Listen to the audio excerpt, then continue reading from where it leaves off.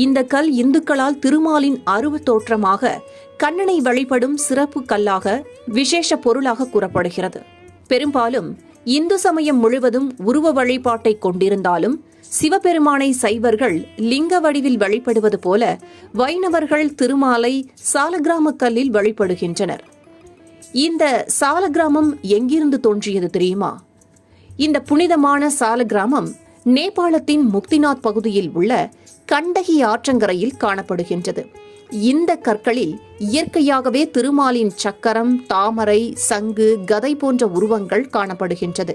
இவை நீண்ட காலமாக கோவில்கள், மடங்கள் மற்றும் வீடுகளில் வைத்து வழிபடப்படுகின்றன. இந்த சாலக்கிராமத்தினுடைய வகைகள் என்னென்ன தெரியுமா? பல்வேறு வடிவங்களில் உள்ள சாலக்கிராமங்கள் அவற்றில் பொதிந்துள்ள உருவம், அமைப்பிற்கு ஏற்ப திருமாலினுடைய பல அவதாரங்களாக பெயரிடப்பட்டுள்ளன.